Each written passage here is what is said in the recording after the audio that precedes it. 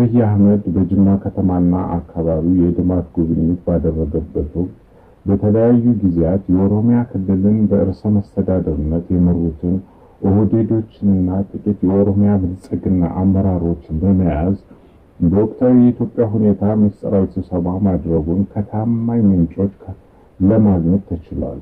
በስብሰባው ላይ ከተገኙት መካከልም አንደኛ አቶ ኩማ ደመቅሳ የቀድሞ የኦሮሚያ ክልል ርዕሰ መስተዳድር፣ ሁለተኛ አቶ ጁነዲ ሳዶ የቀድሞ የኦሮሚያ ክልል ርዕሰ መስተዳድር፣ ሶስተኛ አቶ አባዱላ ገመዳ የቀድሞ የኦሮሚያ ክልል ርዕሰ መስተዳድር፣ አራተኛ አቶ ሙክታር ከድር የቀድሞ የኦሮሚያ ርዕሰ መስተዳድርና አሁን ላይ የደቡብ አፍሪካ የኢትዮጵያ አምባሳደር፣ አምስተኛ አቶ ሽመልስ አብዲሳ የኦሮሚያ ክልል ርዕሰ መስተዳድር፣ ስድስተኛ ወይዘሮ አዳነች አቤቤ የአዲስ አበባ ከተማ አስተዳደር ከንቲባ፣ ሰባተኛ ወይዘሮ ጫልቱ ሳኒ የከተማና መሰረተ ልማት ሚኒስቴር ሚኒስትር፣ ስምንተኛ ዶክተር ሙላቱ ተሾመ የቀድሞ ርዕሰ መስተዳድር፣ ዘጠነኛ አምባሳደር ግርማ ብሩ የብሔራዊ ቦርድ ሰብሳቢና የብሔራዊ ባንክ የቦርድ ሰብሳቢና ጠቅላይ ሚኒስትሩ የኢኮኖሚ አማካሪ፣ አስረኛ ፊልድ ማርሻል ብርሃኑ ጁላ የጦር ኃይሎች ኤታማዦር ሹም፣ 11ኛ ዶክተር ወርቅነህ ገበየሁ የኢጋድ ዋና ጸሐፊ፣ 12ኛ ዶክተር ግርማ አመንቲ የቀድሞ የኦሮሚያ ክልል ምክትል ርዕሰ መስተዳድርና የአሁኑ የግብርና ሚኒስትር ናቸው። ከላይ በስም የተዘረዘሩት የቀድሞና የአሁኑ የኦሮሚያ ባለስልጣናት በልማት ጉብኝት ስም በጅማ ከተማ ጥልቅ የሆነና ልዩ ግምገማዊ ስብሰባ አድርገዋል። የስብሰባው አንኳር አጀንዳዎች ሁለት እንደነበሩ ታውቋል። እነሱም ባለፉት 6 ዓመታት የሰራናቸው ስኬታማ ስራዎች ምንድን ናቸው?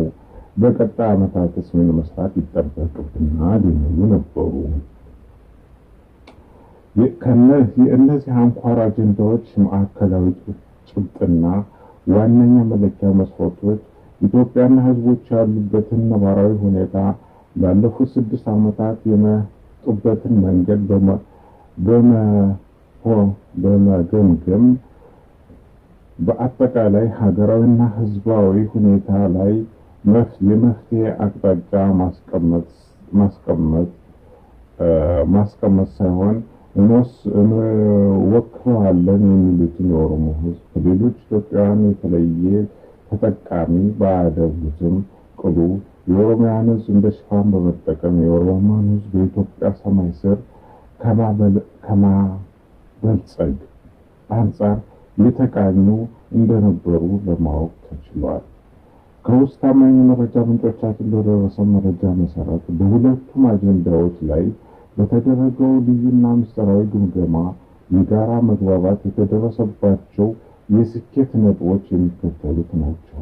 እነሱም አንደኛ 1.1 የኦሮሞ ሕዝብ ለዘመናት ሲታገላቸው የነበሩ ጥያቄዎችን ከመመለስ አንጻር በርካታ ስኬቶች መመዝገባቸውን የጋራ ድምዳሜ ላይ ተደርሷል።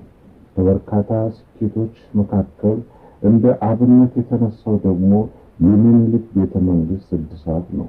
በዚህ አጀንዳ ስር እንደ ስኬት የተነሱ ጭብጦችን ደግሞ ለዘመናት በወራሪው ሚኒሊክ ስም ይጠራና ነፍጠኛው ይመካበት የነበረውን ታላቁን የሚኒሊክ ቤተመንግስት በማደስ ነባርና በህዝብ የሚታወቅበትን ስም ከእድሳት በኋላ በኦፊሴል አንድነት ፓርክ የሚል ስያሜ ስለሰጠነውና ይህ ቤተመንግስት በመንግስት መገናኛ ብዙሃንም ሆነ በሌሎች የመንግስታዊ ሰነዶች ከዚህ ጊዜ ጀምሮ የሚኒሊክ ቤተመንግስት እየተባለ እንዳይጠራ አድርገነዋል።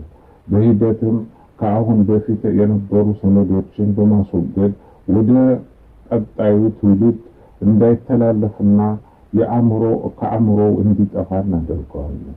ቀሪ የነፍጠኛው ስርዓት ምልክቶቹንም ከዋና የኢትዮጵያ የታሪክ ማህደሮች እንዲፋቁ በወል ትርክትና በሀገር በቀል ስርዓት በመቀየር በኦሮሞ ሕዝብ እሴቶችና ትውፊቶችን እንተካዋለን። በሕዝብ ዘንድ ይከበርና ይፈራ የነበረውን የነፍጠኛው ምኒልክ የሆነውን ቤተመንግስት በፓርክነት ማንኛውንም ዜጋ ገብቶ የሚጎበኘው ርካሽና ባዶ ነገር እንደሆነ በማሳየት የእንስሳት መናኸሪያና የእጽዋት ማዕከል አድርገነዋል። በድሮ ምኒልክ ቤተመንግስት በአሁኑ የአንድነት ፓርክ ውስጥ በጣም ግዙፍ የእጽዋት ማዕከል እየተገነባ ነው። በቅርቡም ይመረቃል። ይህም ሌላው የነፍጠኛው ስርዓት ምልክት የነበረውን ቤተመንግስት በቀጣይ ትውልድ በእጽዋት ማዕከልነት ብቻ እንዲታወቅ ማድረጊያ ነው። በምኒልክ አደባባይ ዙሪያ የነበሩትን የሚኒልክ ሐውልት ዘበኞችና ነፍጠኞችን በኮሪደር ልማት አማካኝነት ጠራርገን አንስተናቸዋል።